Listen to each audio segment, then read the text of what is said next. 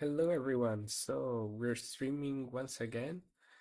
Today we'll be looking at unsigned integers. This lesson will be a little bit shorter. Then we will look at Booleans, characters, and strings. So if you haven't already and you like the live stream that I'm making, please subscribe and also add the notifications if you want to get notified when I live stream again. So let's start with what we saw last time. Very quickly, we saw numbers, we saw integer types, floating points, literal constants for numbers. We saw the representation on the JVM. Yeah, actually this was a little bit tricky because as we read here, sometimes the JVM messes up with the memory. For example, as you see here, the address of these two are the same, and these two they're not the same because they are considered a different type, and there is an optimization in the JVM, which is something pretty strange. And then we saw operations on numbers, divisions on integers, bitwise operations, and floating point numbers comparisons. We saw also these things that were also strange, like the sorting of special numbers, I would say. And today we'll look at the unsigned integer types. So this is our lesson 5, and let's start with it. So if you remember last time, I've also said this, but here we'll have a recap of all the concepts that we speak about during the course. I have added the coding conventions, which was lesson number 3. I still have to add number 4, which is about numbers. Yeah, there's a mistake, sorry. So let's get started with unsigned integer types.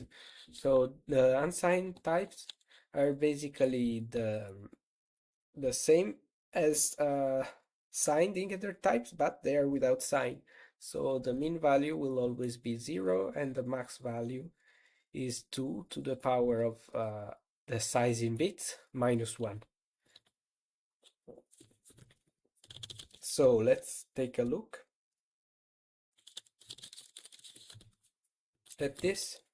So let's take as byte as an example. So we've seen that bytes have 8 bits, 8 bits, shorts have 16, integers have 32, and longs have 64. So let's take a byte. Yeah, let's make a value and then assign and create a byte. We could yeah, let's specify it. We've never done this, so you cannot access the byte initializer. So what you have to do when you define a byte is this, and I think we might need to add a u at the end. So to say that this is an unsigned type.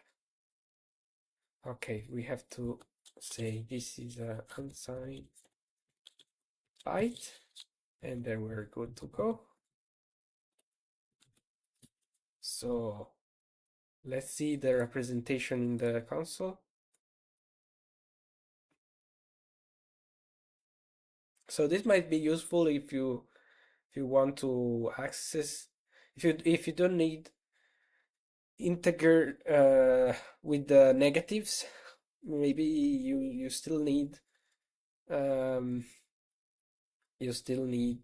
yeah, if you don't need negatives, then you can use unsigned because you will have a wider range without uh, without without much effort. Okay, so for example, if you exceed the integer range, which is pretty difficult, but if you do, you could use the unsigned integer in that case. Okay, use it if you need more range with positives. So unsigned types support most of the operations of their signed counterparts. Great. Unsigned numbers are implemented as inline class with a single storage property that contains the corresponding signed counterpart of the same width. If you want to convert between unsigned and signed, make sure you update your code so that any function calls and operations support the new type. Okay, so unsigned arrays and ranges. Unsigned arrays and operations are in beta. Okay, that's nice. They can be changed incompatibly at any time. Okay, so they might be removed or so on. Opt-in is required. So yeah, if you use arrays with unsigned, then this will be subject to change in the future. So we have not seen arrays with numbers yet, but so same as for integer, they provide a similar API. Oh, we have seen that. I don't remember anymore. Int array. No, there's no int array here.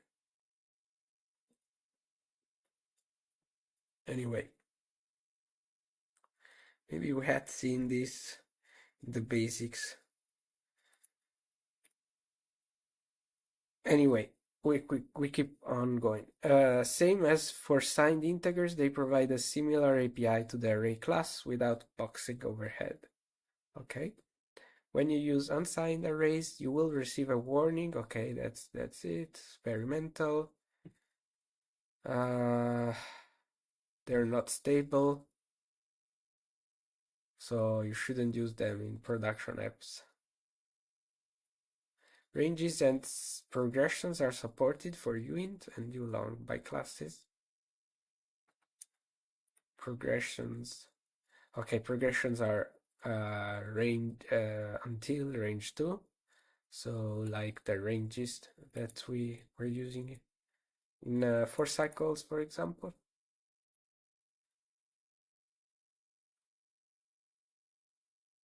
Okay, so unsigned literals to make unsigned integers easier to use. Kotlin provides an ability to tag an integer literal with a suffix.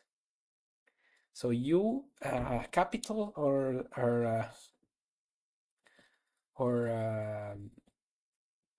also not capital, it's possible to mark them with a U. The exact type is determined based on the expected type.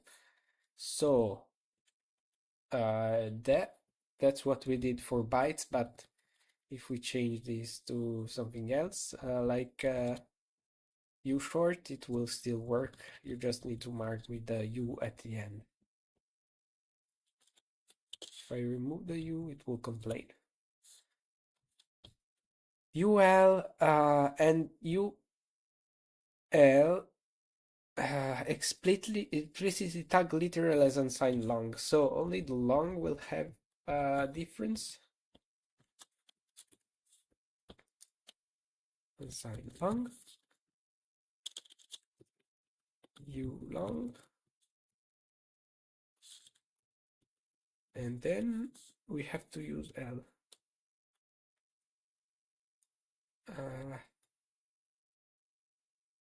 Okay, you can still omit the L, but yeah, if you omit it, you can avoid specifying the type as well. Sorry.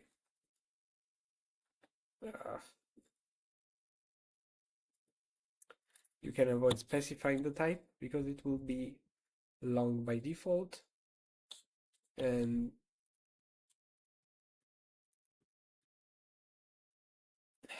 anyway, as you can see here, it's the same. So, use case. The main use case of unsigned numbers is utilizing the full bit range of an integer to represent positive values. So we said that as well. For example, to represent hexadecimal constants that do not fit in sign types such as color, 32 bits. Yeah, you're using that's what we said before. You're using the full range of 32 bits.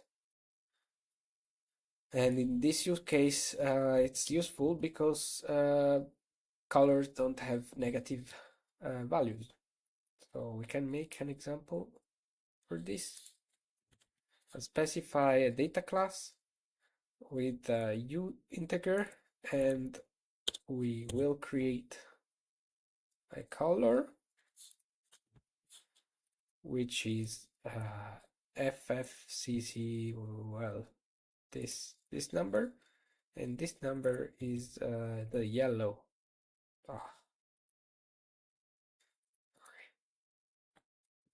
Perfect. You can use unsigned numbers to initialize byte arrays without explicit to byte. So we can specify a byte array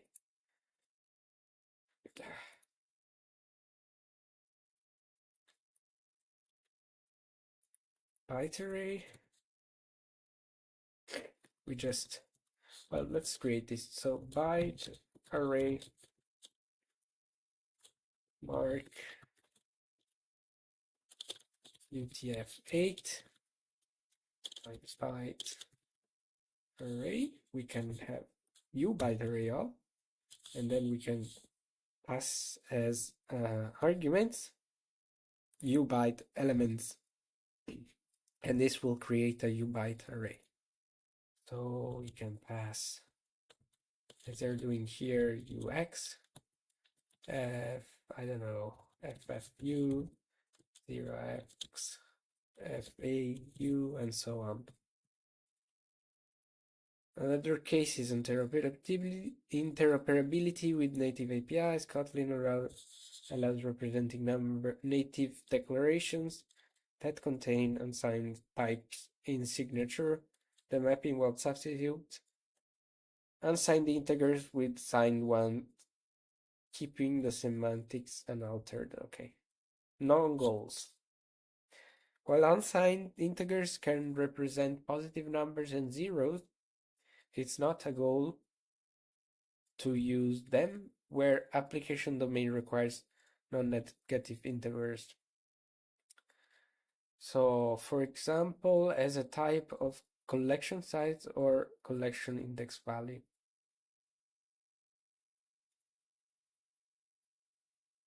Okay, there are a couple of reasons.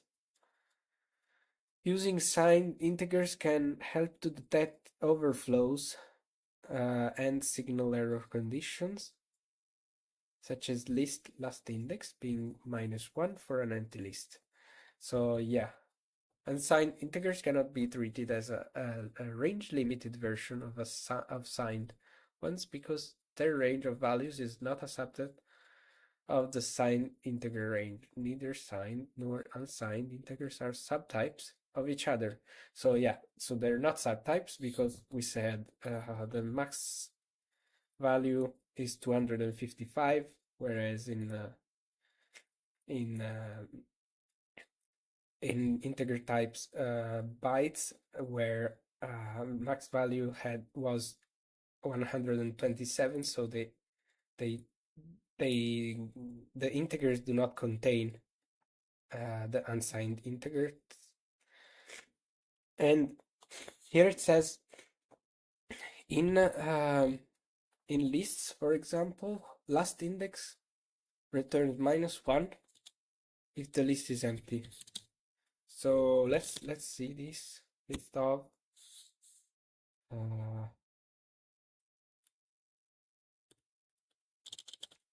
1, 2, 3, 4.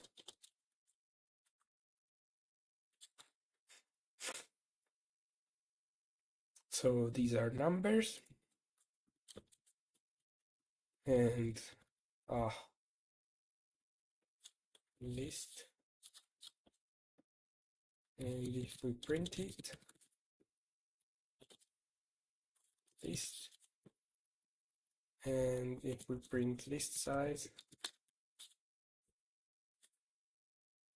it should return -1. You see, it's an integer, it's not unsigned integer. If the list is empty,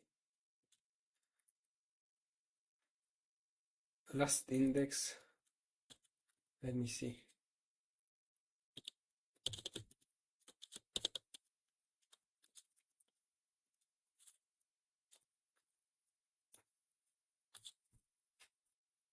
So list size and last index. Let's see what it does now, and then let's see. Okay, so the last index is 4 because so it's 0 index space, right?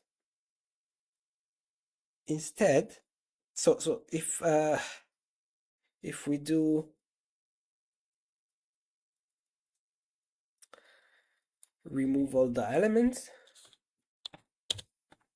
then we'll have -1. Let's see. Okay, I have to specify the list type. I can do it either there or inside here. And yeah, you see, that's what they're saying. The last index in case of empty list is -1, so they're using integers here. Okay, let's go on with the Booleans. So the type Boolean represents Boolean objects that can have two values, true or false. So this is very useful type. For example, in every conditions, when you have to control the flows, usually you're using Booleans, Boolean conditions. So if this condition is true, then do something else do something else. Usually that's what they're used for. And we have built-in operations on Booleans that can be disjunction, conjunction, and negation. So it's logical or, logical and, logical not. We can try this out. Boolean A, Boolean B. We can have, so when you look at this, you should, if you're not very familiar with this, you can have the truth table, I think. Yeah, the truth table, which will show you all the results. Yeah, so for the end, if you have an end, let's open this. If you have an end, you will have 0 in all cases except both A and B are true. So 0 is false and 1 is true in this case. And in the OR table, you will have true if you have a 1 in A or B. So basically 0 or 1 is 1, 1 or 0 is 1, and 1 or 1 is 1, because you always have a 1 in A or B. Instead here, 0 or 0, well, it's 0. Exclusive OR is something a little bit different. It's true when we have 0 or 1 or 1 or 0, and it's false in the other two cases. The not is the opposite of, yeah, here it should be y, actually, not b. It's a mistake. Basically, if y is equal to a, not a, sorry, then you will have the opposite of that of the number you have. So 0 will be 1 and 1 will be 0. That's okay. That's the same that we'll have here. So yeah, here they're saying, actually, let's remove the values here. Yeah, we could show also with the null. Maybe we do only specify this bool null, or yeah, that doesn't matter. So let's do this. So true and true will report true. You can play with this like this. Yeah, I'm saying true and true like this because this is an infix function which basically allows you to not use the other syntax we are used to, which is this or this. You can do the same with this syntax. Okay, it's always true, but we want to show it. So true and true.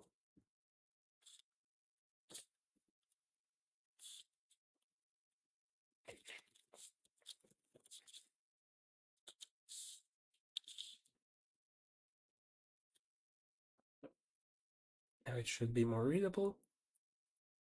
So true and true returns true, true and false returns false. And then we can also say not, put a comma, not true, and this will be not true, and we'll have false as a result.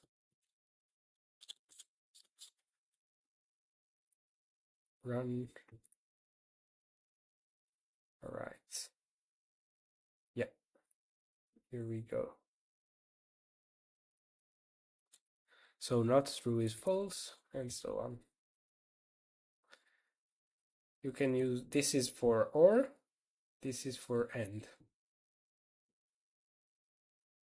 Yeah, if since the computation is smart, when you put a true condition on the first operand, it will return true directly without looking at the second operand. So let's say that you have some computation on the second operand, then the second operand will not be evaluated if the first is true.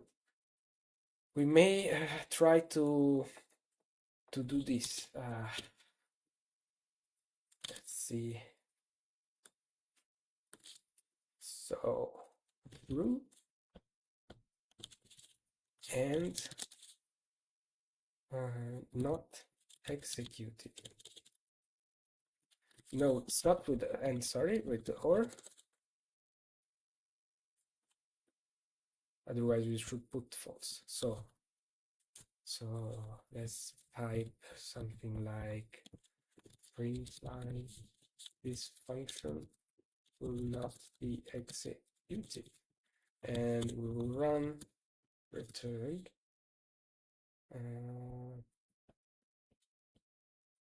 so true, or yeah, we can return false.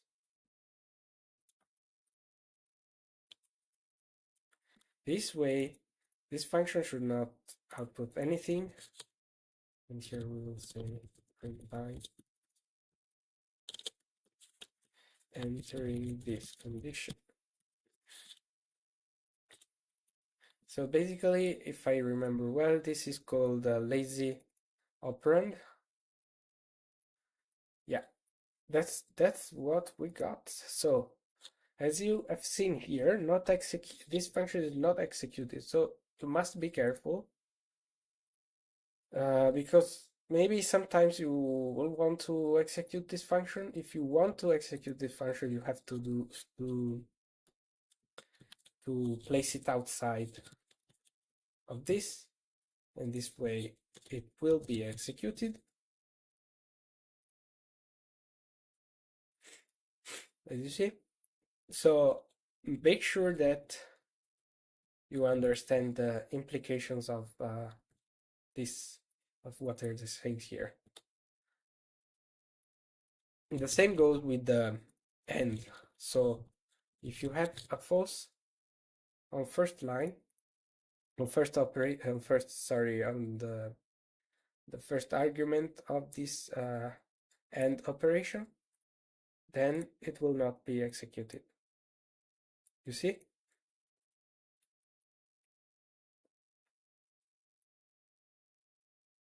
Yeah, in this case, since the operation result is false, it's not even going inside here.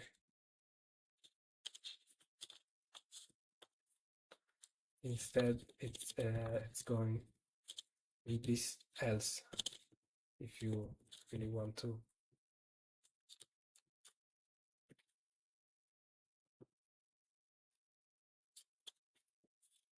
Without executing, not executed function. Yeah, same goes here. Now, yeah, we have two equal lines. Okay, let's go on with the characters. So the characters are represented by the type char, whatever you want. And character literals go inside in single quotes. So you have to specify them with single quotes.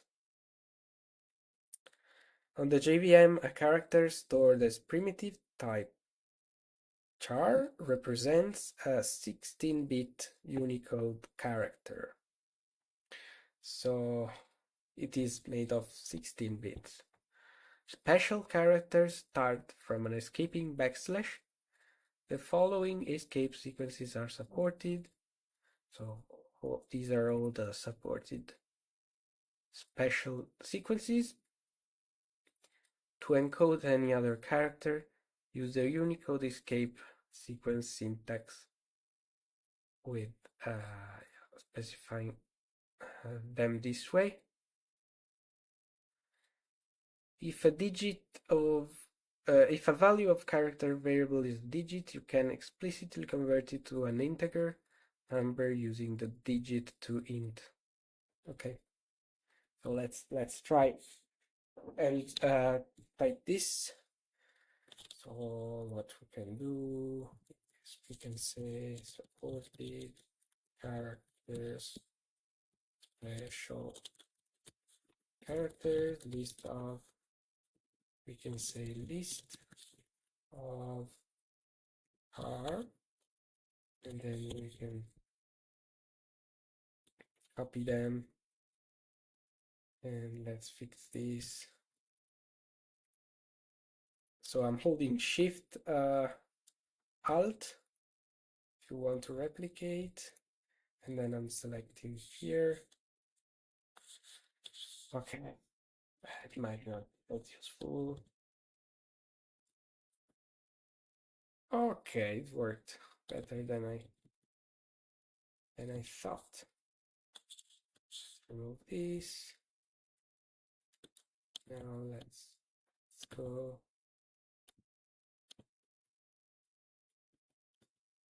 Alt Shift still. Let's delete this. Right. Now we want a comma on the lines.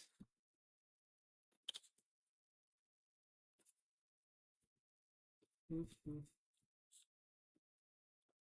Okay, it's not formatting here because we're not in Android Studio.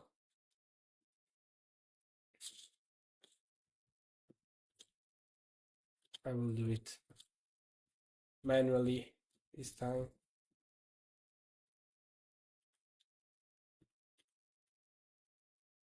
Okay. So we have all the special characters. Let's do print line. And then let's do a for cycle. C in supported characters, print line, C. So special character equals to that. And let's see what happens. So yeah, most of them. So this is the tab, so you cannot see it. Then we have backspace, and we have new line, as you saw here. Then we have carriage return, single quotation mark, double quotation mark, slash, $sign. And you have to escape these, otherwise we will not be able to use them. This is the quotes, and the double quotes are used in programming. If you want, you can also specify characters this way.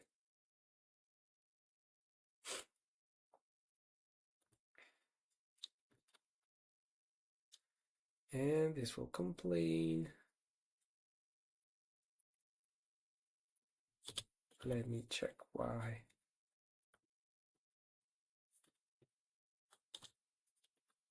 Why did I put double quotes? Yeah, I think I was wrong.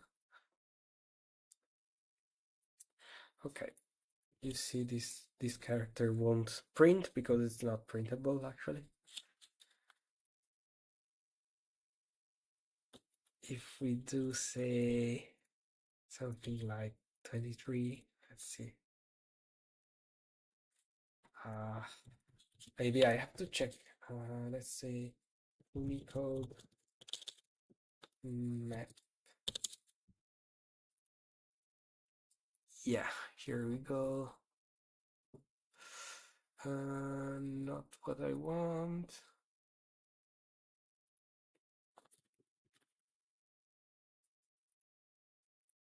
I think this one. Come on, man. I think that's what I wanted. So like capital A is 41. Let's see. 41, 00, 51 maybe. Yeah. You see, so if you use this mapping and you use U and then specify the number from the map, then you get that that character. So for example, we want and with tilde we do 00D1, 00D1, and we have it. Right, that's nice. Next.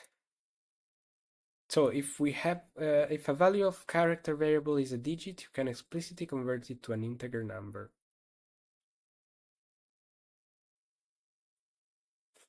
So all the numbers between, if you say 1, 2, and so on, then you can convert that to a number. So, for example, you have val c equals to 1, then you can say c to int,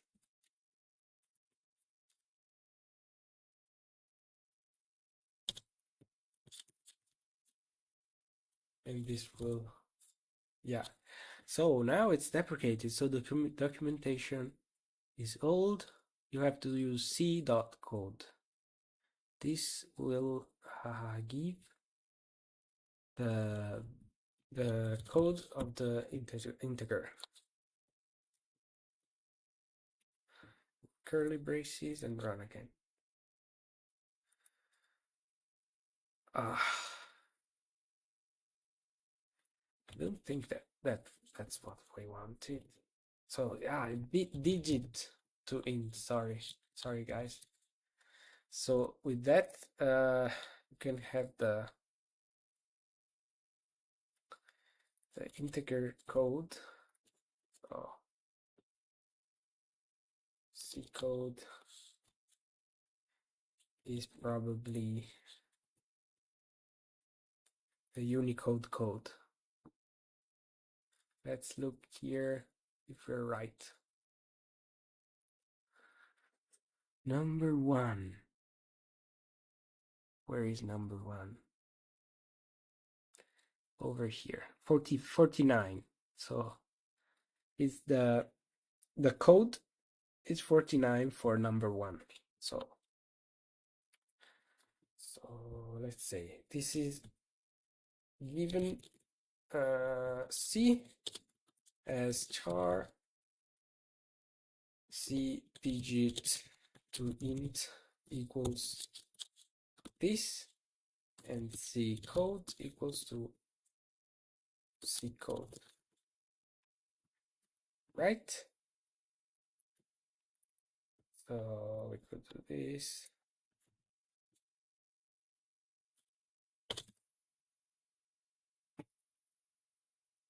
That's nice.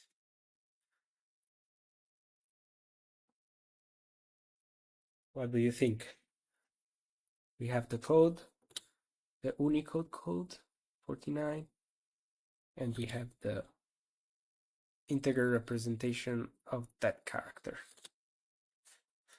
Let's go on with strings. Strings is a little bit longer, and then we're done for today. So strings in Kotlin are represented by the type string. Okay, we did know that. An object of type string in UTF-16 encoding using approximately 2 bytes per character. All right, I don't know why they say approximately. Generally, a string value is a sequence of characters in double quotes. Elements of a string are characters that you can access via indexing operation SI. So this will give a character. You can iterate over these characters with a for loop.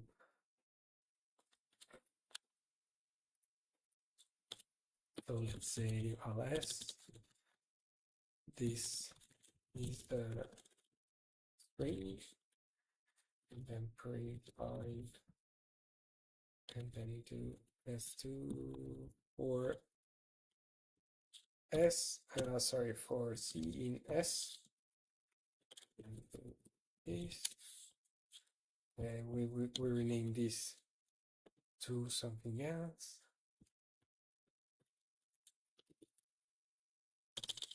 Character loop, and then we say C in S.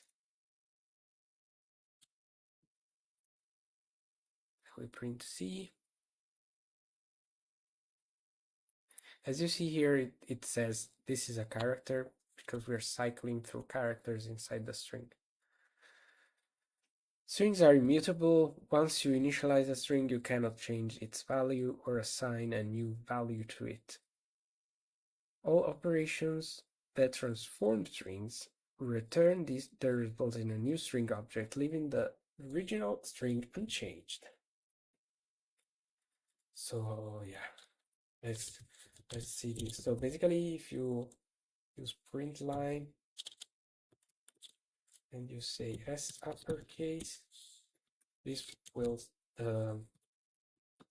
S will still be the same as before. So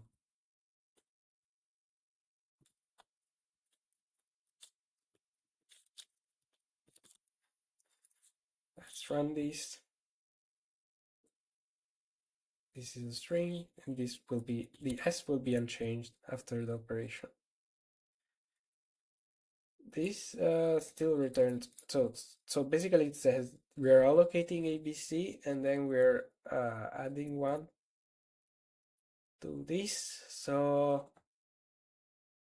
we're concatenating s with another string. So you can do this concatenation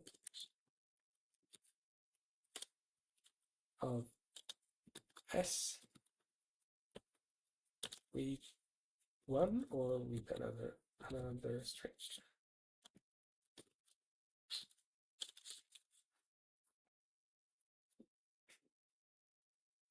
See?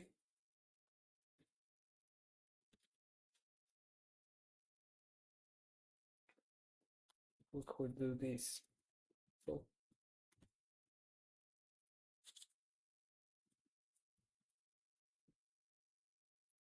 just to read it here. So concatenation s plus one plus another string.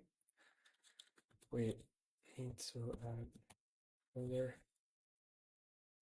That will be equal to our result. Right?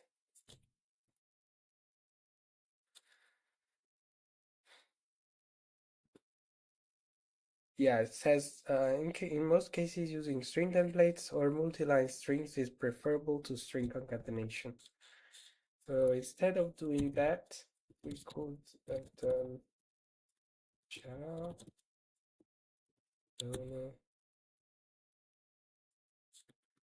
I am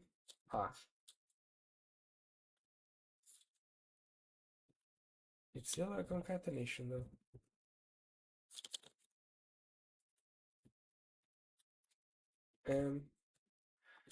String templates or multi-line strings. Let's see. Yeah, multi-line strings are with triple quotes, and string templates we are already using them. So let me try. These are multi-line strings. Right. They're printed as I'm writing them here. It has added trim indent.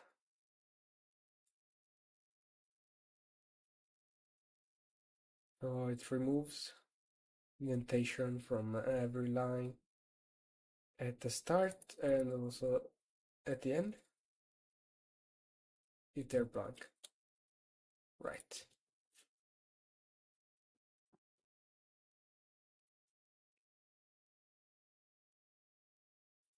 Yeah, they were just here, sorry. Escaped. So escaped string can contain escaped characters. So as we said before, we could type I don't know, tab. Let's see what happens. Oh, so inside the multi-line you cannot add escapes.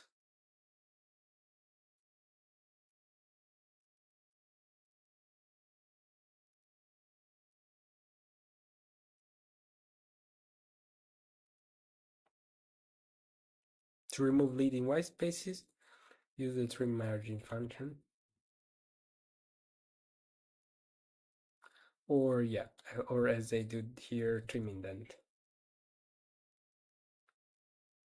By default, this is used as a margin prefix, but you can choose another character and pass it as parameter like trim margin. Alright, so if you need to use this, you could use trim margin with the specifying character here.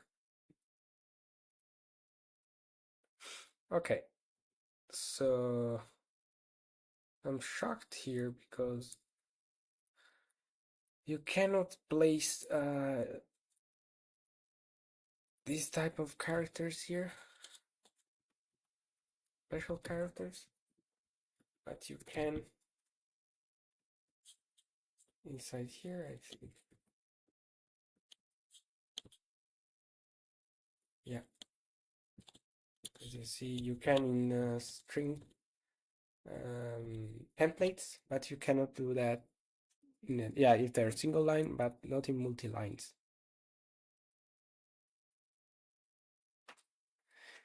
String templates. String literals may contain template expressions, pieces of code that are evaluated and whose results are concatenated into a string. So when a template expression is processed, Kotlin automatically calls the toString.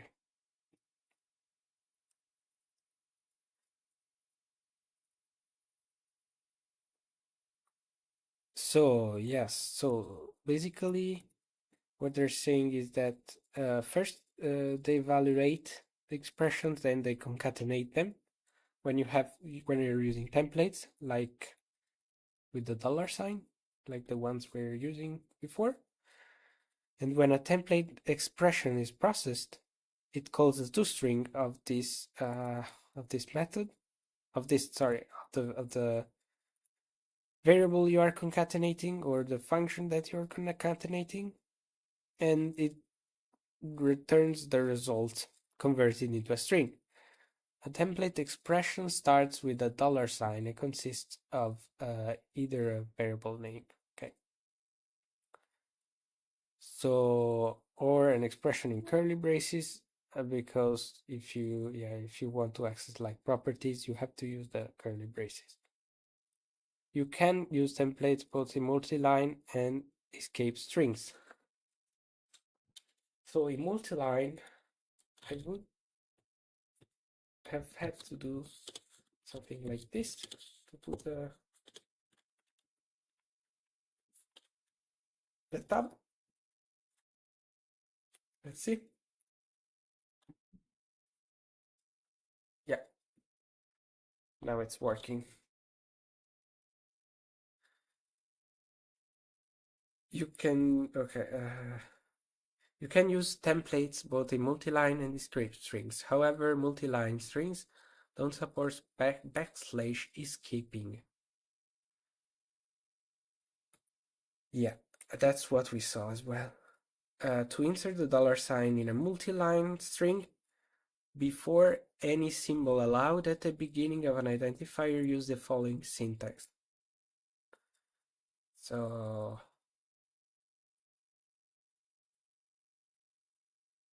they're using the same we were doing.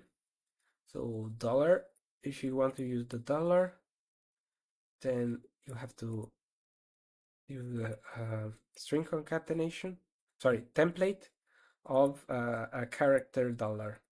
Then this way it's allowed. So maybe let's try something else as well. I want to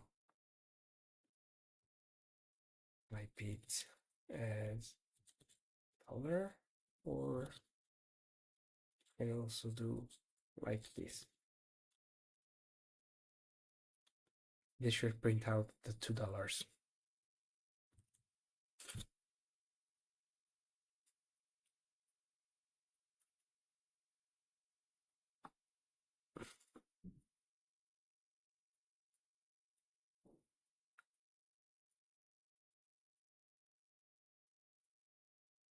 Okay, this is the experimental feature, multi-dollar.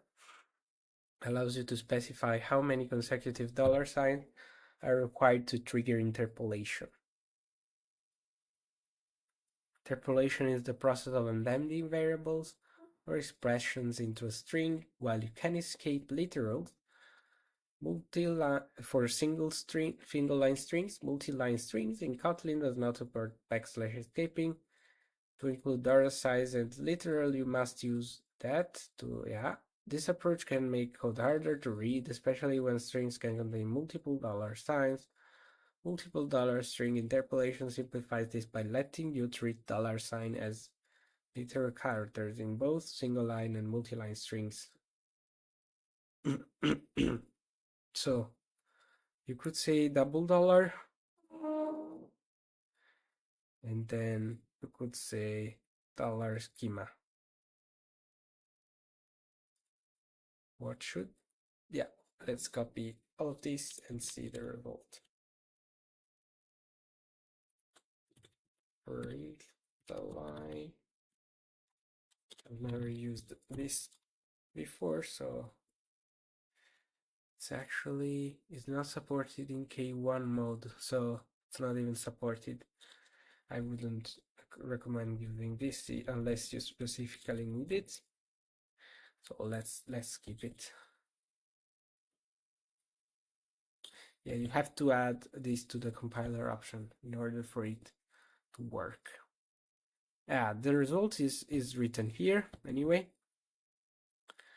The advantage is that you can use the dollar basically when you specify $, $,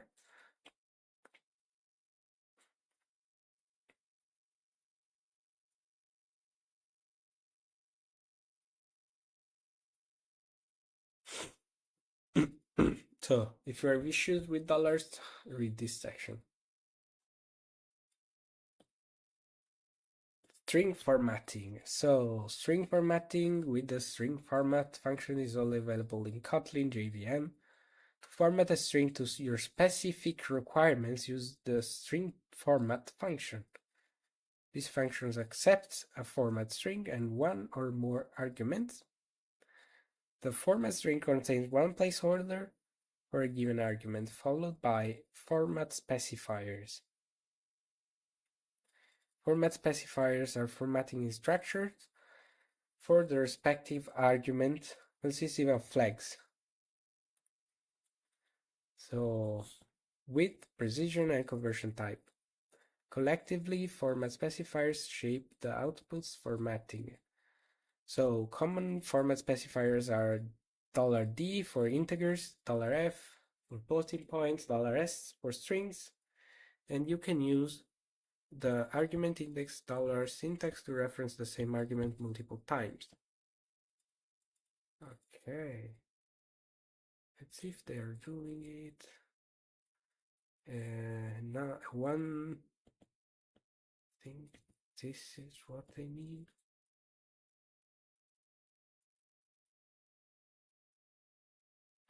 Argument index $syntax to reference the same argument multiple times. Okay, let's try this.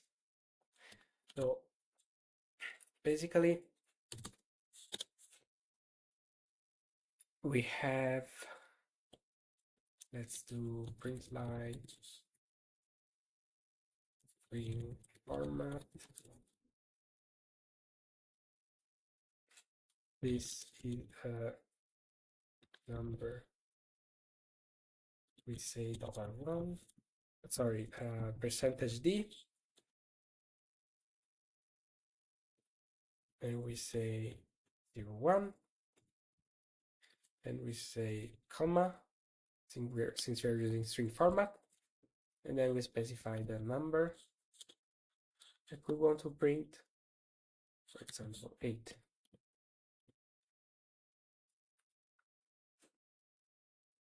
If we do 0, 2d,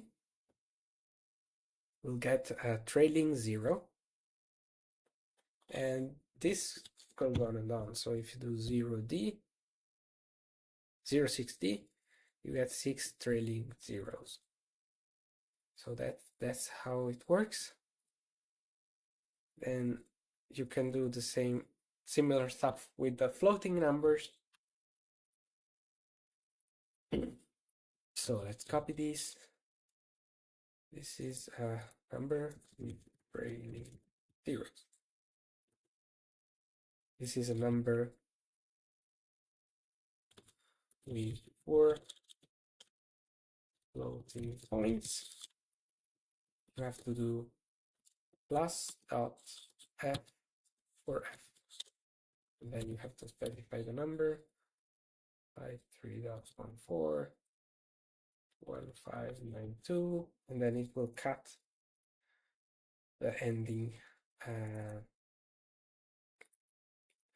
numbers, and we will only print 4 because we have specified 4 here. Next, we can also specify dollar, percentage S with the uppercase. This will print the string to uppercase.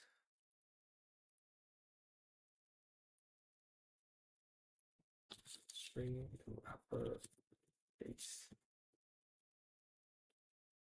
Up, lower, let's say low. Run. All right. What else do we have here?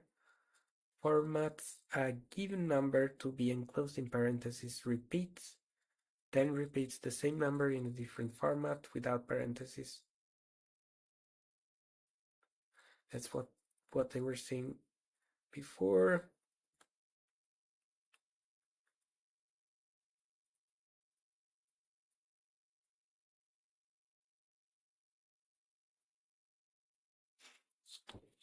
So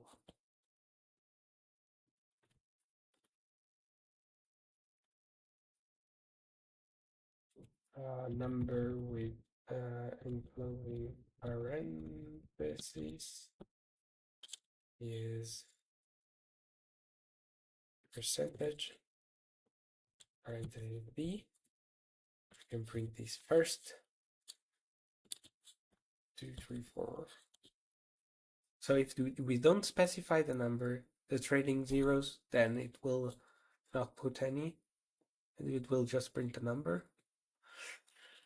It's not with enclosing parentheses. Why does it have?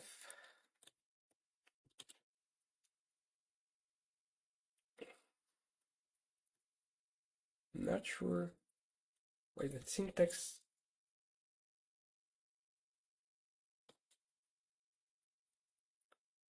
I'm not sure if this is not working or what. It's not putting the parentheses as they have here.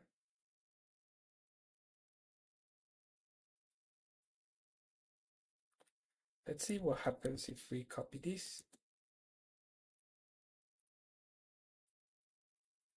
Yeah, they're not putting parentheses. I don't know why they're mentioning parentheses. I mean, if I do this, I'm pretty sure it will.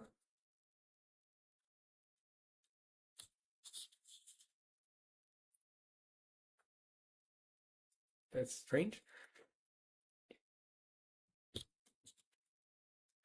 I mean, am I doing something wrong? Copy it all.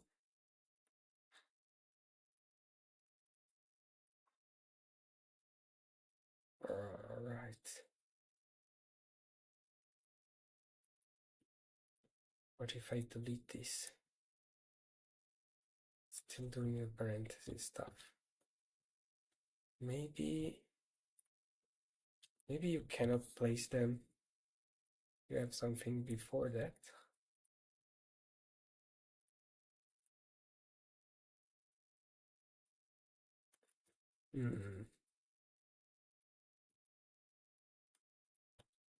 Maybe it's because we have the minus. Let's try.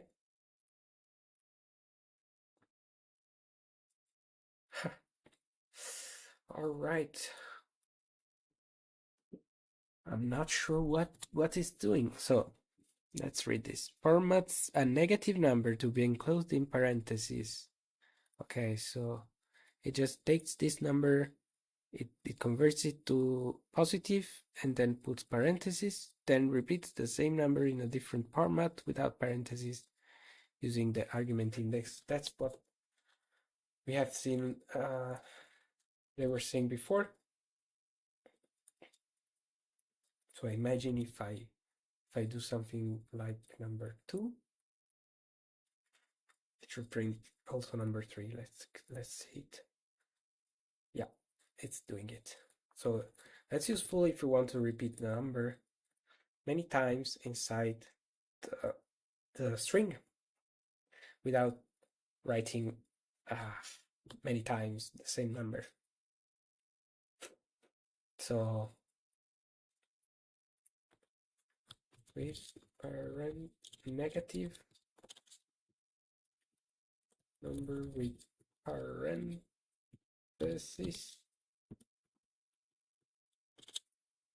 without parentheses and then another number.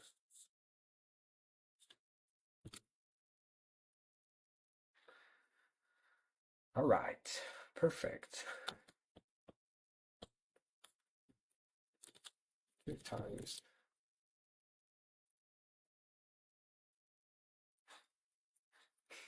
Okay, so I hope this lesson was short enough and that it helped you in understanding the basic types.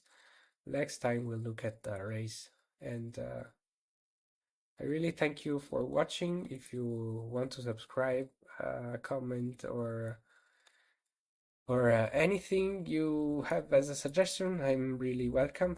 And I hope these lessons are helping you to become better at Kotlin. Thank you very much for watching, and please subscribe, comment again, and write me anything you want. Bye bye.